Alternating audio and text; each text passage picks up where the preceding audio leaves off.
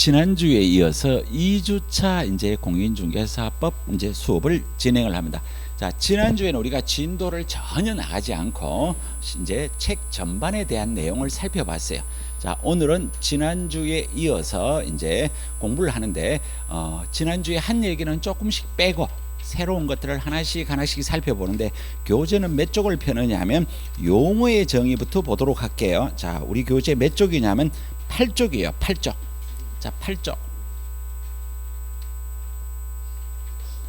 자, 8쪽. 자, 8쪽에 가보면 작은, 그래도 제법 크다 그죠? 새카만 2번에 용어의 정의하고 나와 있어요. 자, 지난주에 제가 여러분한테 수업을 하면서 요 6가지 이름은 좀 외우자 그랬어요. 그죠? 그래서 요 내용을 공부를 하는 거예요. 이거는 우리가 책을 넘기면 계속 나오는 단어가 이 단어예요. 그래서 기억하고 계신 분도 계실 거고, 오늘 저를 처음 보는 분도 계실 거고, 그래서 하나씩 자기 거로 만들어 가야 되죠. 용어의 정의예요. 이 용어의 정의는 6가지가 있어요. 제일 먼저 나오는 게 뭐냐면 중개란 얘기가 나와요. 자, 두 번째 가보면 중개업하고 나와 있어요. 세 번째 가보면 개업공인중개사 이렇게 돼 있어요. 네 번째 가보면 공인중개사 이렇게 돼 있고, 다섯 번째 가보면 소속공인중개사 이렇게 돼 있어요. 여섯 번째 가보면 중개보조원 이렇게 돼 있어요. 자, 이 단어가, 용어가 왜 중요하냐면 우리가 책을 넘기면 넘길 때마다 이 단어가 나오지 않는 곳이 단 한 군데도 없어요. 근데 우리가 여기 있는 이 내용을 오늘 완벽하게 공부할 생각은 또 하나 없어요. 그래서 요 중에서 제일 중요한 개업공인중개사만 집중적으로 공부를 한번 해볼 거예요. 개업공인중개사. 자, 그러면 그게 박스 안에 가봐요. 자, 박스 안에 가보면 3번 찾으셨죠? 네. 자, 3번 개업공인중개사라 하면 요 다음부터 똑같이 읽는 거예요. 똑같이 읽는데 박자가 틀리면 또 읽을 거예요. 박자가 맞을 때까지 여러분들하고 저하고 호흡을 같이 해야 되니까. 자, 개업공인중개사라 하면 다 같이 시작. 이 법에 의하여 중개사무소의 개설 등록을 한 자를 말한다 이렇게 돼 있어요. 자, 목소리가 너무 커서 박자가 맞는지 안 맞는지 잘 모르겠고, 자, 여기는 요 개업공인중개사로서 여기로 딱 옮겨 볼게요. 개업공인중개사의 의의는 이 법에 의하여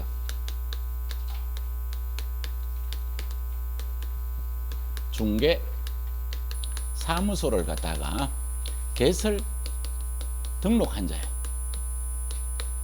자, 여기에 대한 설명은 여러분들이 책을 한 장을 살짝 넘겨봐요. 자, 한 장을 살짝 넘기면 10쪽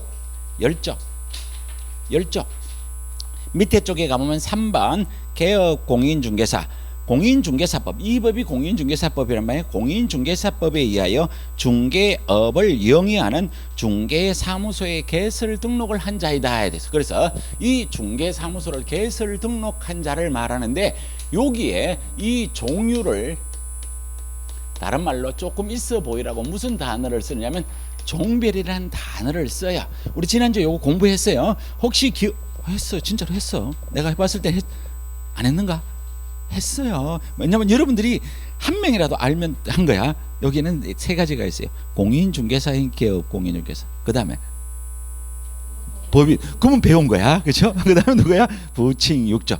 자, 이 내용을 자기 걸로 오늘 만들어야 돼요. 요게 되게 헷갈리게 만들어요. 그래서 제가 뭐라고 말씀을 드렸냐면, 지난번에 있었던 얘기를 여러분한테 말씀을 드렸어요. 어떤 얘기를 드렸냐면, 여러분들이 30회 시험을 치고 와서 이 학원에서 여기를 싹 옆으로 비우고 원장님이 부페를 마련해서 시험 치고 온 사람이 배가 고프니까 밥을 먹었어. 밥을 먹고 점수를 매겨보고 점수가 잘 나오면 입이 이렇게 갑니다. 그렇죠? 점수가 안 나오면 소리 없이 가방 들고 집에 갑니다.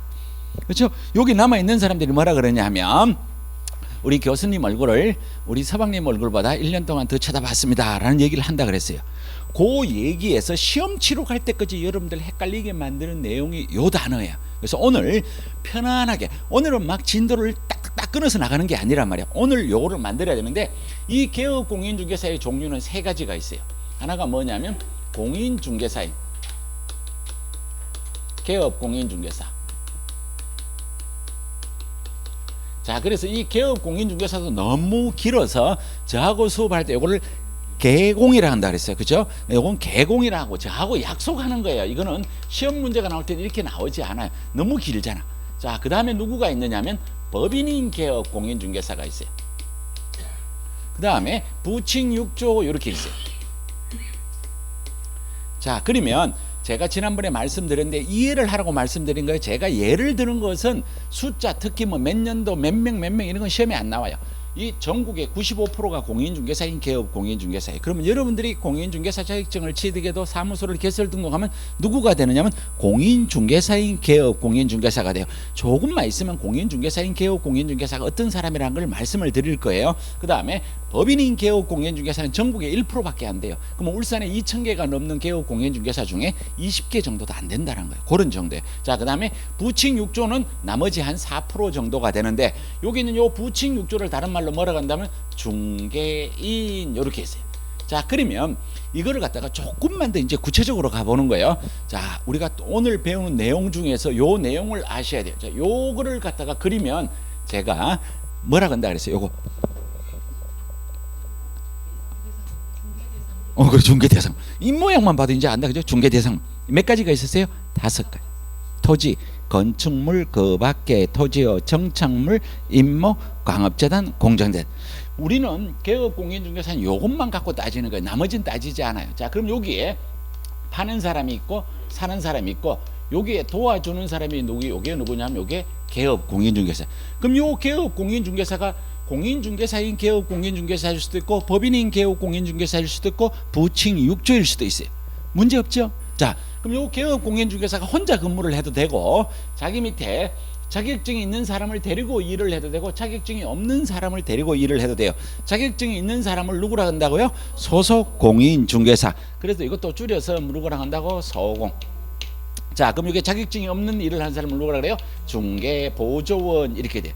자, 그러면 여기에 있는 요거를 이제 개인해서 또 배우지 않는 단어가 또 나오는 거예요. 개인이란 말은 법인이 아니니까 뭐가 되냐면 개인이.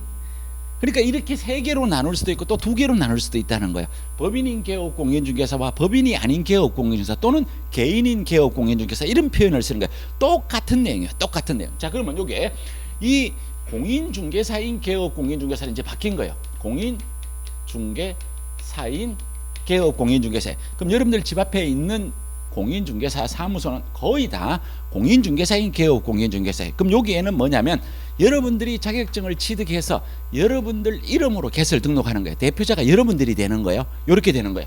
요걸 갖다가 공인중개사인 개업공인중개사라고 해요. 그러면 법인인 개업공인중개사는 어떻게 달라지냐면 이 내용은 똑같아요. 파는 사람, 사는 사람. 자, 야는 뭐가 되느냐면 법인인 개업공인중개사 이렇게 해요. 요 법인인 개업공인중개사도 마찬가지로 밑에 소속 공인중개사나 중개보조원은 들 수가 있어요. 요거는 똑같아요.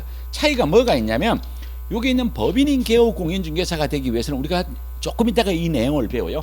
요 법인은 뭐부터 만들어야 되냐면 회사를 만들어야 돼. 쉬운 말로 회사를 만들어야 돼. 그래서 이따가 배우면 자본금 5천만 원 이상의 상법상의 회사이거나 협동조합 기본법에 의한 협동조합을 만들어야 돼요.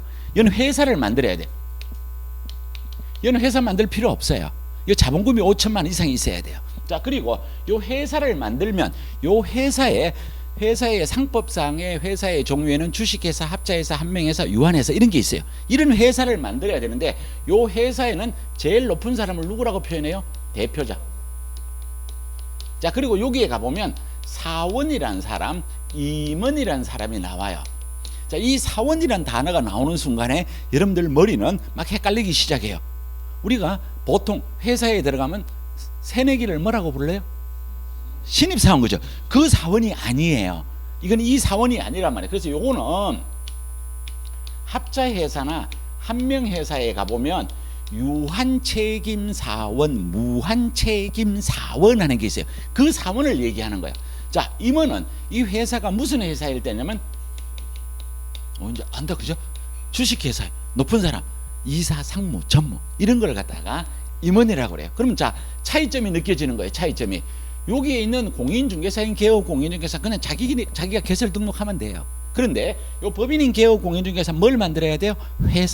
회사를 만드니까 이 회사의 종류에 따라서 주식회사가 되면은 이게 뭐 주식회사가 되어도 대표자는 당연하게 있는 거고, 거기에 높은 사람을 갖다가 임원이라고, 합자회사 한 명 회사를 만들면 뭐라고 한다고? 사원. 그러면 여기에 있는 사원 임원이란 글자는 공인중개사인 개업 공인중개사인 있어요 없어요? 없어요. 그런데 이 공부를 할 때 특히 이 공인중개사법은 월화수목금, 지난주에 여러분들이 공부를 했어요. 물론 아직 한 과목은 안 했지만 이 공부를 해보면 그 과목 중에서 가장 쉬운 게 뭐냐면 이 공인중개사법이에요. 그래서 만만합니다. 그래서 질문할 것도 너무 많아.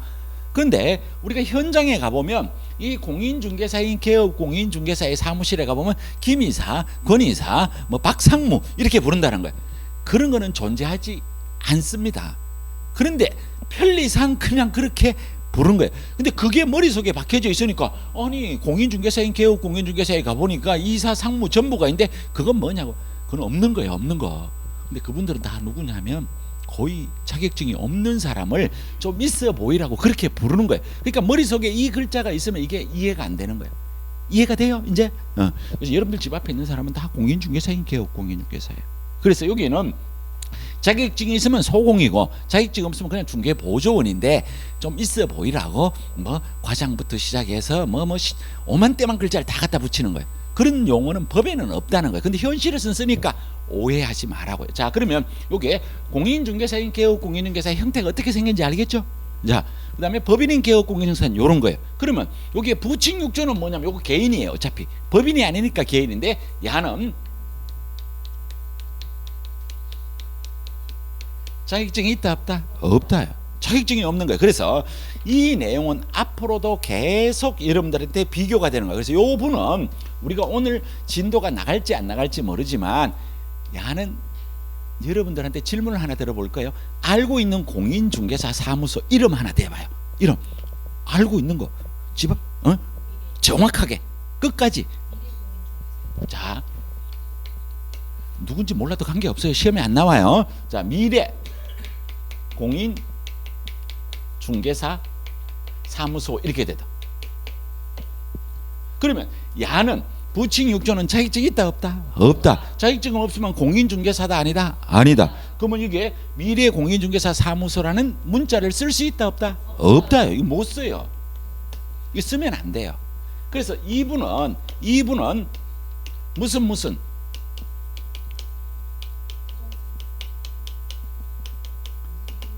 요렇게 써야 돼요. 그죠? 뒷뜰에 호박이 떨어지면 이게 다음에 이해만 되면 이게 금방 알아져요. 차이점이 있다는 거예요. 자, 두 번째 봐요. 이분은 자격증이 없어요. 자, 이분이 중개업을 종사를 하는 거예요. 지금 중개업을 종사하는 거예요. 제가 종사하는 건 주로 ing란 말을 써요. 그냥 지금 하고 있다고. 자, 이 사람이 열받아서 뭘 했냐면 폐업을 했어요. 폐업이 뭔지 알죠? 중개사무소 문을 싹 닫았어. 그러고 나서 야가 다시 개설 등록한다 못한다? 못한다.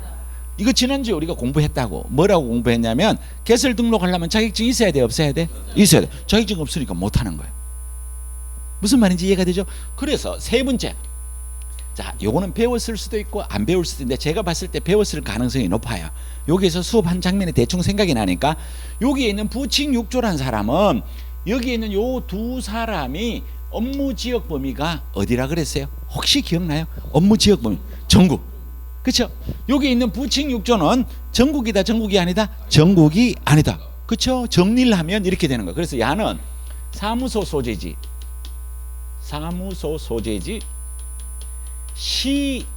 시도밖에 중개를 할 수가 없어요. 그럼 여기는 요 시도는 어디라 그랬어요? 그러니까 특별시, 광역시, 도를 해요. 그럼 예를 들어서 부칙육조가 울산광역시 남구에 부칙육조가 계시면 요분은 어디 거밖에 중개를 못해요? 울산광역시가. 그럼 부산이나 서울이나 이런 거는 할 수가 없다 이렇게 돼요. 자, 그 다음에 마지막으로 여기는 요분은 공인중개사 자격증이 없어요. 그래서 여기에 계신 분들이 다 공부를 오늘 처음 한다고 치고 과거에 했던 거 다 잊어먹고 처음 한다고 치고, 이분들은 여러분들이 공부를 이제 지난주에 월, 화, 수, 목, 금 공부를 해봤는데 그 중에서 어느 과목이 제일 분량이 많을 것 같아? 어느 과목이 제일 분량이 제일 많을 것 같아? 민법. 그쵸? 그래. 이 사람은 자격증이 없어서 그 어려운 민법 공부를 했다 안 했다? 안 했다. 안 했어요. 그래서 이분은 경매라는 글자, 공매라는 글자가 나오면 이유여하를 막론하고 할 수가 없어요. 그러니까 여기는 요 부칙육조는 요게 혜택이다 제약이다? 제약이에요. 여기 제약사항이에요. 그렇죠?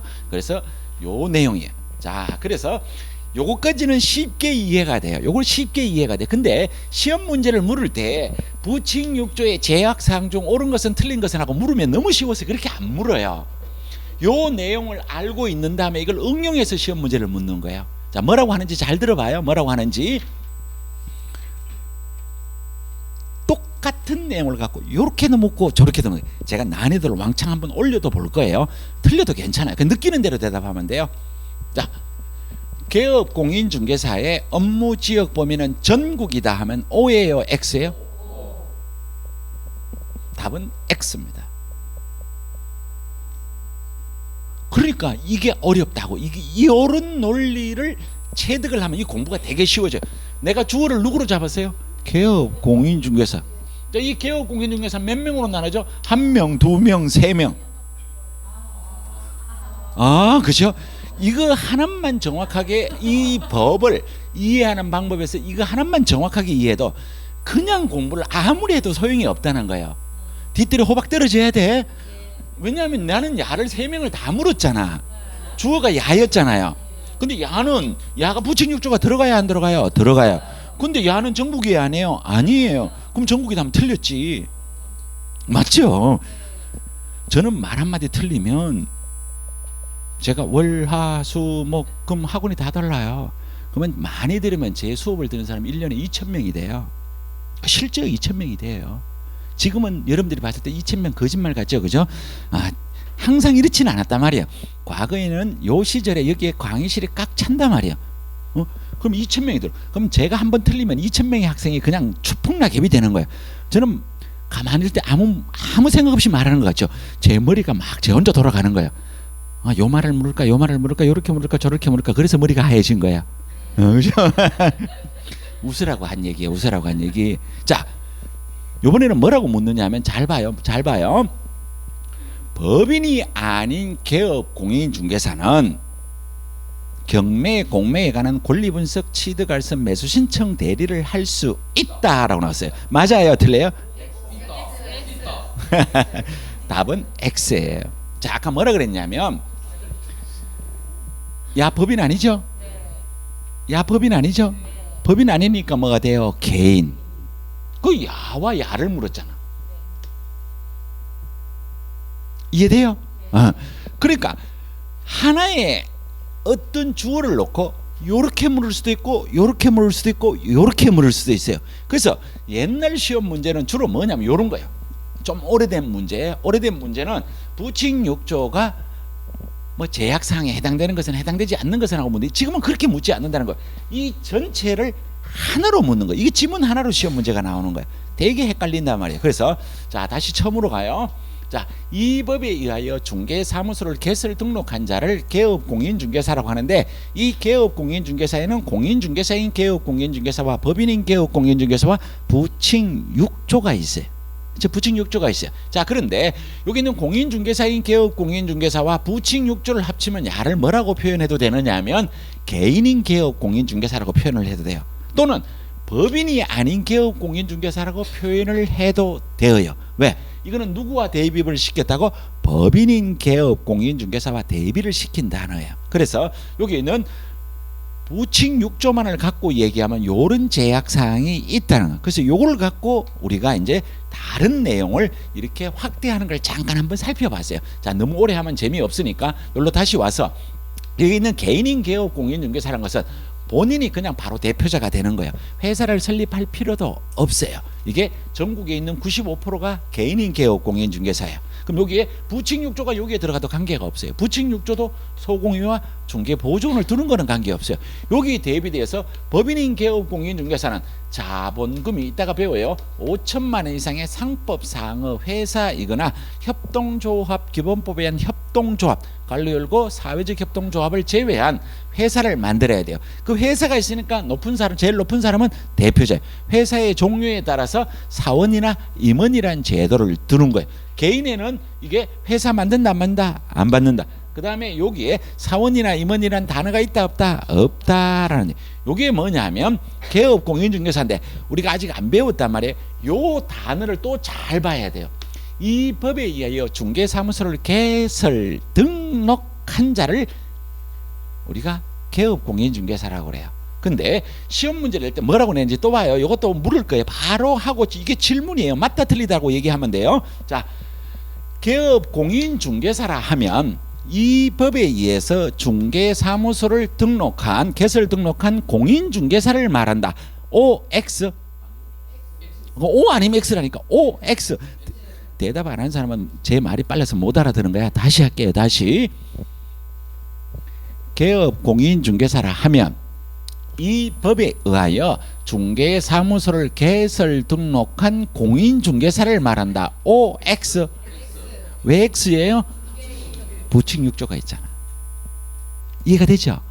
그러니까 이 내용이 기준이 딱 서야만이 여러분들이 나중에 공부할 때 전혀 헷갈리잖아요. 자, 두 번째 한번 물어볼게요. 이번엔 뭐라고 하느냐면 개업공인중개사라 하면 이 법에 의하여 중개사무소를 개설 등록하고 중개업을 영위하는 자를 말한다. OX. 답은 X예요.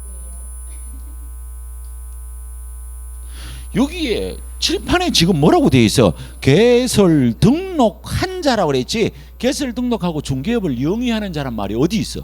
없어요. 그러니까 여러분들은 지금 어디에 포인트를 뒀느냐 하면 중개업을 개설 등록하고 중개업을 하는 자가 개업공인중개사가 맞는 것처럼 느껴져요. 그런데 아닌 경우가 있어요. 자, 우리가 일정 기간 동안 그냥 쉽게 말해서 오늘 어느 가게에 지나오다가 보니까 금일 뭐라 그랬어요? 휴업. 그러면 중개사무소를 휴업한 사람은 개업공인중개사예요? 아니에요? 그렇죠? 그러니까 중개업을 영위하는 자는 틀렸다는 거지. 그냥 개설 등록한 자예요. 그렇죠? 그러니까 이게 사실 미치는 거 맞아요. 근데 이런 사고를 여러분들이 평상시에는 이런 사고를 해요, 안 해요? 안 해요. 그러니까 농담이에요, 농담. 여러분들이 이 공부를 하면 가장 큰 문제가 하나가 생겨요. 뭐가 생겼냐면 친구들하고 대화를 하면 답답해서 대화를 못해. 왜? 상대방이 한 말이 정확하지 않고 어떤 거예요? 두리뭉실.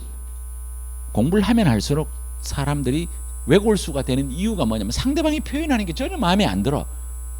이제 그런 걸 느껴요. 그런 게 느낄 때가 되면 공부가 엄청 된 거야. 그러니까 이 똑같은 말을 갖고 여러분들은 이런 걸 갖고 이제 뭐라고 얘기하냐면 말장난이라 그래요. 절대로 말장난이 아니에요. 확실하게 다른 거예요. 이거는 이해가 돼요? 네. 자, 여기까지 하고 우리 교재에 무슨 글씨가 쓰여진지 한번 볼게요. 자, 우리 교재 열쪽에 열쪽. 자, 열쪽 두 번째 줄에 가보니까 개업공인중개사의 두 번째 줄이에요. 문제 없죠? 네. 자, 그러므로 중개사무소에 개설 등록을 하였다면 부정한 방법으로 등록을 한 자 또는 등록증을 교부받지 않았거나 보증을 설정하지 않았거나 중개 업무를 개시하지 않는 경우도 이미 등록한 자이므로 개업공인중개사이다. 설명은 안 할 거예요. 그냥 느껴보라고요. 자, 그 다음에 보니까 그리고 개업공인중개사가 사망. 자, 이거 뭔지 알겠죠? 개인인 개업공인중개사는 뭐냐면 사망이라는 표현을 써요. 그 다음에 법인은 뭐라고 되어 있어요? 해산. 법인은 해산. 이 법인은 회사를 만들었으니까 사람이 아니잖아요. 그걸 문을 닫는 걸 뭐라고 하냐면 해산. 법인은 해산. 그 다음에 폐업신고. 뭔지 알죠? 네, 폐업신고. 그 다음에 등록 취소 처분을 받은 경우에는 등록의 효력이 소멸되므로 개업공인중개사가 어떻게 해요? 아니다. 이렇게 되는 거예요. 이런 것들은 나중에 이제 알아지는 내용이에요. 자, 그 밑에 내려가보니까 양갈로 1번 공인중개사법상 개업 공인중개사의 종별. 자, 우리 책에 동그라미 1번에 뭐라고 나와 있어요? 법인이 아닌 개업 공인중개사. 자, 그래서 법인이 아닌 개업 공인중개사 이제는 들었으니까 알 거란 말이에요. 법인이 아닌 개업 공인중개사 누구를 얘기해요? 공인중개사인 개업 공인중개사와 부칙 6조를 합치면 법인이 아닌 개업 공인중개사 또는 개인인 개업 공인중개사. 이해되나요? 똑같은 표현이에요. 똑같은 표현. 자, 거기에 가서 기업 공인중개사인 개업 공인중개사. 자, 거기에 가보면 이따 배우는 내용이 여기에 나와요. 공인중개사로서 중개사무소에 개설 등록한 자 중개업의 겸업을 제한받지 않으므로. 자, 여기에서 우리가 얘기하지 않는 단어가 하나가 나와요. 야는 겸업에 제한이 없다. 자, 여기는 요 겸업이란 얘기를 제가 지난주에 잠깐 설명을 한 것 같아요. 제가 이제 대학에서 강의를 하면 저보고 이제 학교에서는 뭐라고 부르냐면 겸임교수라고 불러요. 겸임교수라고 하는 건 이제 겸업과 겸임교수는 똑같은 뜻이에요. 겸임교수는 강의를 하긴 하는데 내 본업이 학교에 강의만 하는 게 아니고, 그렇죠? 다른 데서도 다른 일을 하면서 학교 강의를 하면 이걸 뭐냐면 겸임교수. 그럼 여기 있는 겸업이라고 하는 얘기는 공인중개사인 개업 공인중개사, 여러분들 아무데나 또 올려도 돼요. 거기에 있는 개업 공인중개사인 소장님이 중개업만 해도 되고 옷가게를 해도 관계없어요. 이 멋있는 넥타이 가게를 해도 관계없어요. 비싼 넥타이예요. 웃지도 않아. 그냥 진짜 비싸고 안 비싸고 중요하지 않다고, 이걸 겸업을 설명하려고 하는 거예요. 그 다음에 네일 아트점을 해도 돼요. 화장품 가게를 해도 돼요. 커피 전문점을 해도 돼요. 그럼 여러분들 또 궁금하다, 그죠? 그럼 사업자 등록증 내야 돼요. 그거는 그쪽 법에 의해서 사업자 등록증을 내고 안 내고를 따지는 것이 공인중개사법에서는 같이 해도 된다는. 무슨 말인지 알겠죠? 그러면 쉬운 얘기로 이 중개사무소에서 담배 파는 집을 혹시 보신 적 있나요? 봤어요, 그죠? 그러면 그게 겸업이잖아. 겸업에 제한이 없다. 그러면 뭔지는 모르지만 요 밑에 누군가는 겸업에 제한이 있다가 나온다는 거예요. 이해가 돼요? 그런 얘기. 그럼 여기에 가봐요. 자, 여기에 부칙 6조는 경매 공매 해요 못해요? 못해. 근데 야는 해요 못해요? 해요. 이게 겸업이란 얘기에 설명을 하려고 하는 거예요. 그러니까 요 내용을 알므로서 여러분들이 다른 단어가 나오다, 이런 말이 야는 겸업에 제한이 없고 야는 다른 거는 모르지만 이걸 못한다는 거예요. 요 말이 이 안에 숨어 있는 내용이에요. 자, 그리고 그 밑에 내려가 볼게요. 니은 부칙상의 개업 공인중개사. 법인 및 공인중개사가 아닌 자로서 중개사무소에 개설 등록을 한 것으로 보는 자, 갈로 열고 기득권을 가진 자, 겸업 제한 규정은 없으나 법 제14조 업무 중, 자, 요거 못한다고 돼 있어요. 경매, 공매 못해요. 요 단어만 알면 돼요. 자, 그 다음에 우측에 동그라미 2번 갑니다. 자, 동그라미 2번에 가보면 법인인 개업 공인중개사. 자, 그러면 여기까지가 이해가 되어야만이 우리가 이제 또 다른 말을 알 수가 있어요. 우리가 수업 시간에 법인인 개업 공인중개사 하면 이걸 무슨 법인이라고 하느냐 하면 이 말을 쓰지 않은 건 다 중개법인을 얘기하는 거예요. 그러면 요거 말고 다른 법인이 하나가 있어요. 무슨 법이냐면 특수법인이라는 단어가 있어요.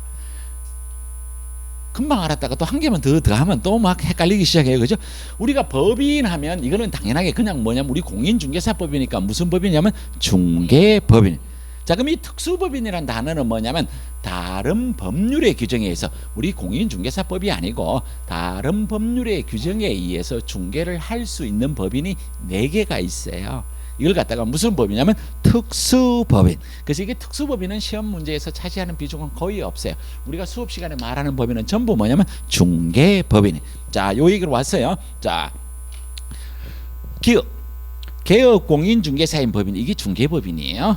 상법상 회사 또는, 제가 아까 얘기했어요. 아까 여기는 뭐라고 그랬냐면 자본금 5천만 원 이상의 상법상의 회사이거나 협동조합, 기본법에 의한 협동조합, 갈로 열고 사회적 협동조합 제외, 요 말 중에 일부가 여기에 나와요. 그래서 상법상의 회사 또는 협동조합, 기본법상 협동조합, 갈로 열고 사회적 협동조합 제외하고 돼서 이게 되게 헷갈려요. 그죠? 자, 이 사회적 협동조합은 뭐냐면 여러분들이 요즘 신문지상에 협동조합 많이 나와요, 안 나와요? 나와요.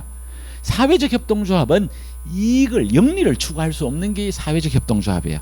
옆에 영리 추구 못함하고 적어놔요. 사회적 협동조합은 영리 추구를 하는 곳이 아니에요. 그러면 여러분들이 중개업 왜 해요? 심심해서 해요?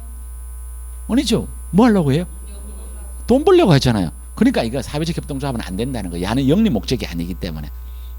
자, 갈로 닫고 공인중개사법에 따라 중개사무소를 개설 등록한 자인데 야가 뭐냐 하면 중개법인이에요. 중개법인. 우리가 수업 시간에 말하는 법은 다 중개법인이에요. 자, 근데 밑에 가보니까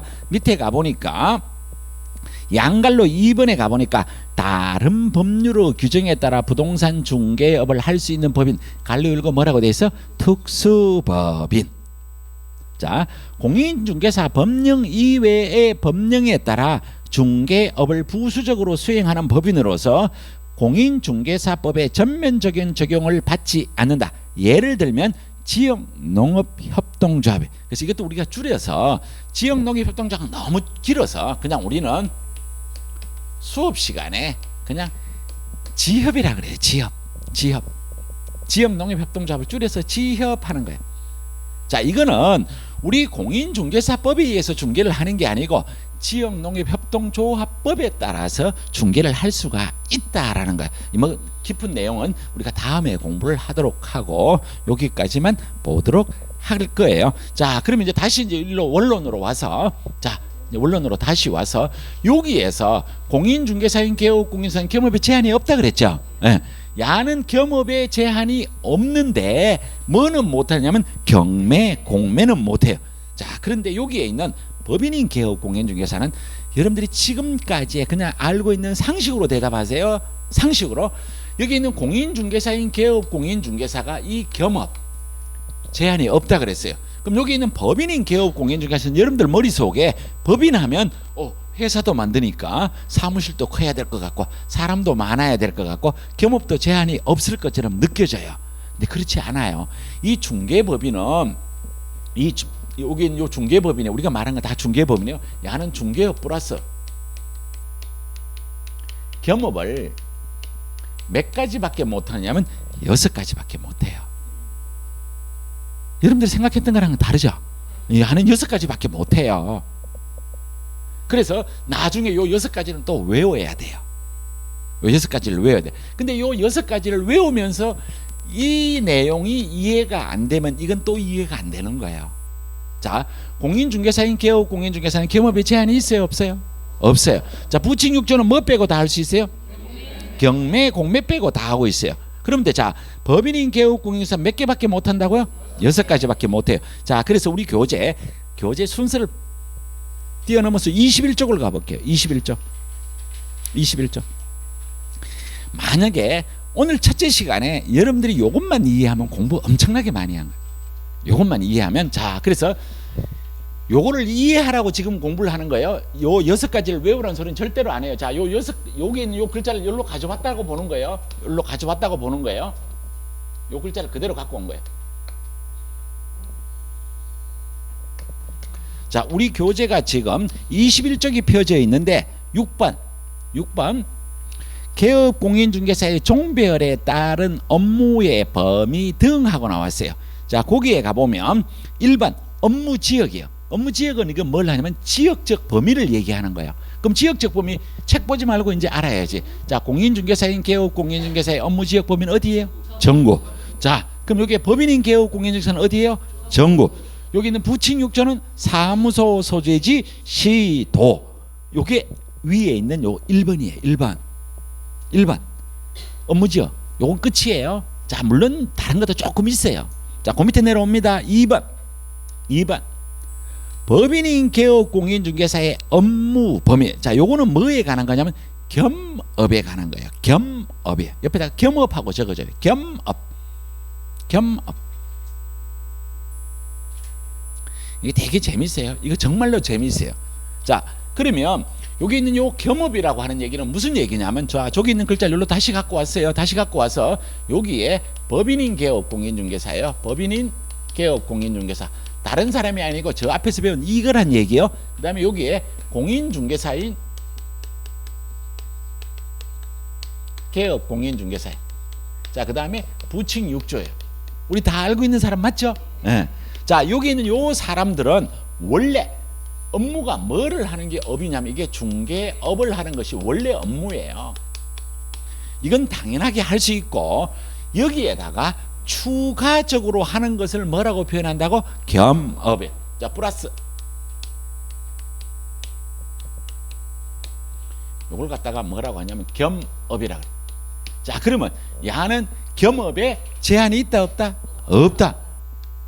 그러면 제한이 없다는 뭔 얘기냐 하면 중개업 하면서 아까 얘기했어요. 와이셔츠 가게 해도 되고 넥타이 가게 해도 되고 이발소 해도 되고 미장원 해도 되고 네일 아트점 해도 되고 커피숍 해도 돼요. 겸업에 제한이 없다. 자, 근데 여기 있는 부칭 6조는 아까 여러분들이 아까 책을 읽었어요. 야도 겸업에 제한이 없다예요. 없는데 아까 교수님 한 거하고 틀리잖아요. 틀려요. 근데 조금 있으면 같아져. 자, 근데 여기에 야는 뭐는 못하냐면 경매, 공매 빼고는 다 할 수가 있다. 이해됐죠? 자, 그러면 여기에 있는 법인인 개업 공인중개사는 몇 가지를 할 수 있냐면 6가지. 6가지. 자, 그러면 이 6가지를 외우기 전에 여러분들 이거를 이해를 해야 돼요. 자, 요 6가지가 뭔지는 중요하지 않아요. 자, 요 6가지는 공인중개사인 개업 공인중개사는 할 수 있다 없다? 요게 여러분들이 공부에 아까 말한 거하고 이거 이해하는 거하고 똑같은 거예요. 이 6가지가 무엇이든지 야는 겸업에 제한이 그럼 야가 할 수 있는 건 야는 다 할 수 이해됐죠? 자, 그러면 야는 이 6가지가 뭔지는 모르니까 일단은 경매, 공매만 없으면 다 할 수 있다. 만약에 경매, 공매가 있으면 야는 요것만 빼고 다 할 수 있다. 이해되죠? 요렇게 되는 거예요. 그래서 요 6가지를 한번 오늘 수업을 해볼 거예요. 근데 제발 따라 적지 마요. 법에 있는 거예요. 여기 있는 요 글자 그대로예요. 요 글자. 자, 그래서 여기에 가보면 주택 및 상업용 건축물의 임대관리 및 부동산의 관리를 대행할 수 있어요. 너무 길다, 그죠? 뭐 글자는 앞뒤가 틀렸을지 모르지만 똑같은 말이에요. 우리 책에는 뭐라고 되냐면 상업용 건축 및 주택 이렇게 돼. 이건 하나도 안 중요해요. 근데 제가 농담을 하는 거예요. 농담. 제가 드라마를 되게 좋아해요. 이 드라마 싫은 사람 아무도 없잖아. 학원 오기 전에 맨날 밤에 뭐 봤어? 드라마. 그렇죠? 근데 저는 드라마 중에서 뭐를 좋아하느냐면 찔찔 짜는 사랑 이런 건 못 봐요. 감정이 안 맞아서 못 봐요. 뭐만 좋아하냐면 사극만 좋아해. 웃지만 그게 중요한 게 아니라 지금 제가 이 사극을 얘기하려고 하는 게 아니니까 포인트가 사극에서 제일 높은 사람이 누구야? 왕이지요. 왕하면 너무 없어 보이잖아. 임금하면 없어 보여. 자, 제가 이제 4시야. 임금님이 오셔. 그 앞에. 그렇지.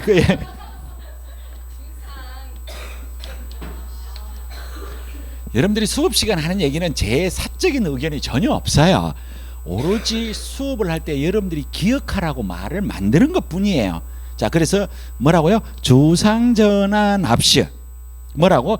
주택 및 상업용 건축물의 임대관리 및 부동산의 관리대. 누구라고요? 주상전화예요. 주상전화. 그러면 이걸 시험 문제 낼 때 뭐라고 내느냐면 법인인 개업 공인중개사는 공업용 건축물의 임대관리 및 부동산의 관리를 대행할 수 있다. 맞아요? 틀려요? 틀려요. 왜 틀려요? 내가 그 한 단어를 그대로 써야 돼요. 수업 주상이 아니잖아. 이해됐어요? 이 주상을 알아야 된다고. 그러면 또 요 문제를 보고 다른 모의고사를 만드는 사람이 이번에는 주택 쓰면 안 되죠. 상업용 쓰면 안 되죠. 공업용 쓰면 안 되니까 이제 농업용하고 내는 거예요. 그걸 따라가면 공부 절대로 못해요. 그럼 오로지 우리 머릿속에 뭐가? 주상전화만 기억하면 돼.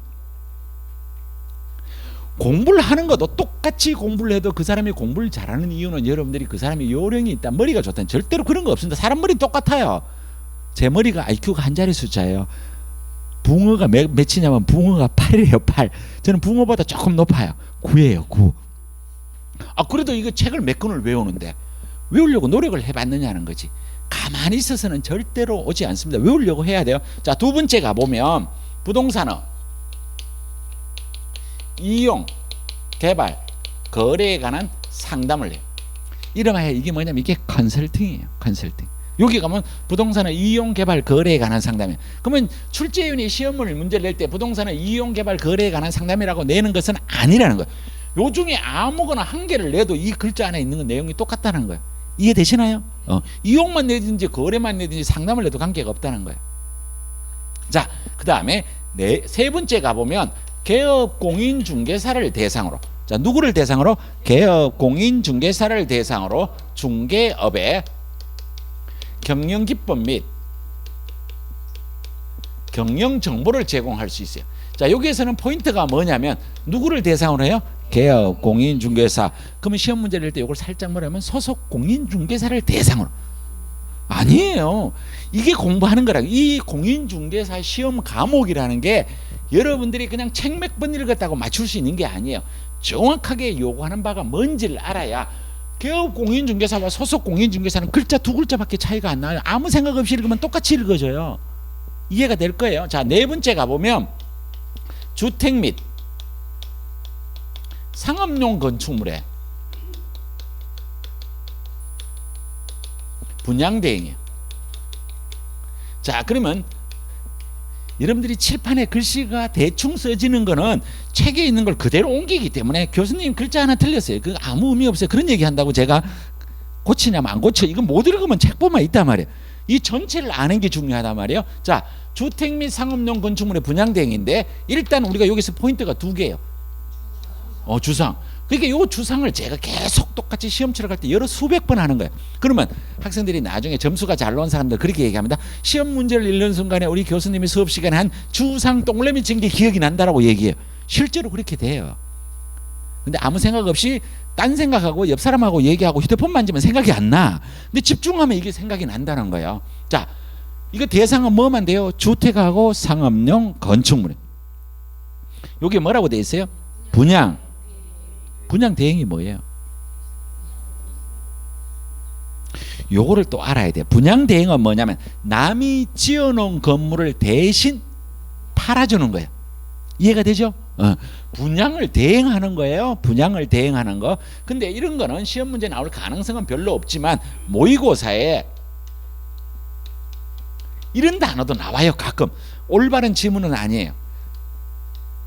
이거는 뭐냐면 자기가 지어서 파면 이게 분양업이라는 단어도 써요. 근데 이런 거 신경 쓰지 말고, 자, 이런 것도 있을 수 있다라고 얘기를 하는 것 뿐이에요. 자, 그러면 여러분들이 제가 100% 틀리게 만들게요. 100% 틀려요. 100% 틀린다고 자기 생각대로 반대로 또 틀려. 느끼는 대로 해야 돼. 주어를 잘 봐요. 여기에 법인인 개업 공인중개사가 토지의 분양을 대행할 수 있다. OX 겁이 나서 대답을 못해요. 근데 우리 요 앞에 있는 친구는 그냥 자신만만하게 대답. 자, 법인인 주어가 이거잖아. 지금 우리 뭐 배워요? 여러분들이 공부를 할 때 제일 중요한 얘기, 계속 제가 여러분한테 공부하는 방법을 얘기해요. 우리가 지금 뭘 배우느냐면 법인인 개업 공인중개사가 경험할 수 있는 6가지를 공부해요. 근데 이거 공부를 잘못하면 요 6가지를 외우려고만 해. 그러다 보면 나중에 가면 이게 뭐를 배웠는지도 몰라. 법인이 경험하는 거 몇 가지? 6가지. 그 6가지의 네 번째가 뭐라고? 주택 및 상업용 건축물의 분양 대행. 내가 뭐를 물었어요? 법인이 토지의 분양 대행 해요, 못해요? 못해요. X예요. 근데 이제 제가 그걸 살짝만 좀 이제 혹시나 내가 틀리면 어떡하지? 우리 교수님이 나를 많이 쳐다보고 있는데 그런 생각하면 안 돼요. 자신 있게 대답을 해야 돼요. 수업 시간에 대답하라고 하는데 대답하지 않는 것만큼 저는 학습의 효과가 안 오르는 게 없다라고 생각해요. 틀리면 어때? 내가 말했는 게 틀려야 바꾸는데 우리가 아무 말도 하지 않으면 여기로 갈까? 여기로 갈까? 그러다가 요거라고 하면 내가 요걸 생각했지. 요렇게 가요. 아닐 것 같아요. 똑같아요. 누구나 사람은. 자, 법인은 주택 및 상업용 건축물의 분양 대행을 해요. 자, 주어가 바뀝니다. 공인중개사인 개업 공인중개사는 토지의 분양을 대행할 수 있다. OX. 이건 대단한 거야. 주어가 바뀌었잖아. 근데 야는 공인중개사인 개업 공인중개사는 겸업의 제한이 그걸 알면 돼요. 야는 뭐든지 다 할 수 있는 거예요. 야는 신경 쓸 게 없는 거예요. 자, 그러면 부칙 6조는 토지의 분양을 대행할 수 있다 없다? 있다요. 있다. 뭐 빼고 다 해요? 와, 여러분들 공부 잘하는 거예요. 이렇게 해서 공부가 쌓이면 이제 책장을 넘겨도 이해가 되는 거예요. 근데 이걸 이해 안 하고 이거 6개 읽으면 옆에 거하고 비교하면 절대로 못 맞춰요. 지금 공부는 요것만 물으면 아직 요거 6번까지 안 했지만 요것만 물으면 난이도가 하예요. 근데 요거와 이거를 비교해서 물으면 난이도가 상이에요. 근데 지금의 문제는 전부 이런 식으로 간다는 거예요. 옆에 하고 자꾸 비교하는 거예요. 조금 있다 보면 또 다 틀리게 돼요. 조금 있으면. 자, 5번째 가보면 주거 이전에 부수되는 용역의 알선이에요. 이 알선이라고 하는 건 뭐냐면 이게 소개예요. 소개. 자, 그건 뭐냐면 법인인 개업 공인중개사가 주거 이전에 부수되는 건 뭐가 있냐면 이사 가는 거 부수되는 거. 이사. 그죠? 이사업체, 도배업체, 수리업체를 운영하는 거는 되지 않습니다. 뭐라고? 소개시켜주고 돈 받아도 된다는 거야. 이거 해서 돈 받아서 얼마를 받겠어. 그렇지만 이론은 그렇다는 거야. 자, 여기에 주거 이전에 부수되는 용역의 알선, 이사업체, 도배업체, 수리업체를 소개시켜 돈 받는 거는 된다는 거야. 자, 그럼 6번째 가보면 경매, 공매에 관련된 권리분석, 취득알선. 자, 우리 소개할 때 배웠던 단어가 여기 나와요. 매수신청 대리. 매수신청 대리 첫 수업 시간에 분명히 얘기했어요. 근데 뭐 기억이 안 나도 괜찮아. 이게 있다고. 자, 요 6가지, 요 6가지. 법인은 겸업을 몇 가지 할 수 있어요? 6가지. 자, 그런데 여기 있는 부칙 6조는 경매 공매 해요, 못해요? 못해요. 자, 그러면 시험 문제가 이렇게 나온다는 거예요. 요거 답을 다 가르쳐주고 여러분한테 질문 드리는 거야. 개업 공인중개사는 중개업과 경매 공매에 관한 권리분석 취득알선 매수신청 대리를 겸업할 수 있다 하면은 맞아요, 틀려요? 금방 또 바꿔요. 지금 주어를 누구라 부르냐면 제가 개업 공인중개사. 그럼 개업 공인중개사 안에 누구도 있어요? 부칙 6조. 안 된다는 거예요. 이해가 돼요? 자, 그럼 이번에는 봐요. 이번에 또 달리 얘기하는 거예요. 개업 공인중개사는 주택 및 상업용 건축물의 임대 관리 및 부동산의 관리 대행을 겸업할 수 있다. OX. 대단한 실력이에요. 진짜 왜? 법인이 되지요? 그럼 야는 무조건 되지요? 야는 뭐 빼고 다요? 경매, 공매. 그러니까 이게 그 다음에는 요 단어를 그대로 똑같다 넣어도 똑같다는 거예요. 그러면 우리가 시험 문제라는 것은 요게 과거의 시험 문제가 한번 나왔으면 이제 요걸로 안 써요. 요걸로 가져오는 거예요. 그러면 개업 공인중개사는 그냥 앞에 모두는 당연하게 들어가는 거예요. 개업 공인중개사는 부동산 이용 개발 거래에 관한 상담을 겸업할 수 있다면 법인 되지요? 요거 되지요? 야, 경매 공매 아니니까 되지요? 이렇게 되는 거예요. 여러분들이 지금 오늘 첫째 시간에 공부한 내용은 사실은 상당히 난이도가 있는 부분을 공부한 거예요. 요게 완벽하게 이해가 되면 공부할 때 엄청 도움이 돼요. 그래서 자, 요거 다시 이제 정리를 해볼게요. 우리가 다른 거 오늘 중개와 중개업은 공부하지 않았어요.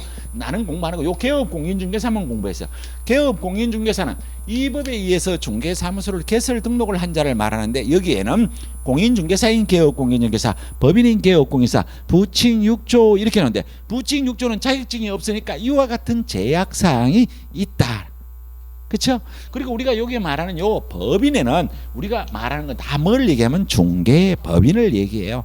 다른 법률의 규정에 의해서 중개를 업을 하는 법인은 뭐냐면 특수법인인데 그 특수법인에 누구가 있냐면 지역 농협 협동조합이 있더라는 단어 정도 알아주고, 근데 요거를 표현을 할 때 법인인 개업 공인중개사만 야만 얘기하는 거고 법인이 아닌 개업 공인중개사만 여기 있는 요 공인중개사인 개업 공인중개사와 부칙 6조를 얘기하는 거고, 똑같은 말로 법인이 아닌 개업 공인중개사는 말을 써도 되고 개인인 개업 공인중개사는 단어를 써도 된다라는 뜻이에요. 이해가 되시죠? 그죠? 요런 얘기. 요걸 우리가 공부를 하기 위해서 이 부칙6조가 제약받는 사항 중에 경매 공매를 못 한다는 것을 공부하기 위해서 우리가 여기에 있는 요 개업 공인중개사별로 업무 지역 범위와 겸업을 한번 비교를 해봤다라는 거야. 거의 다 들으신 것 같아요. 그래서 이걸 알려고 하면 이게 완벽하게 구별이 안 되면 되게 힘들어져요. 이 구별이 뒤에 가면 갈수록 여기 있는 요 개별적인 내용을 하나하나씩 공부를 해요. 자, 그래서 첫째 시간은 여기까지 하고, 자, 둘째 시간은 우리가 뭐를 공부할 거냐면 중개사무소의 개설 등록이라는 내용을 갖고 공부를 한번 해볼 거예요. 8쪽. 우리 책 8쪽. 자, 여기까지 하고 잠시 쉬었다가 하도록 하겠습니다.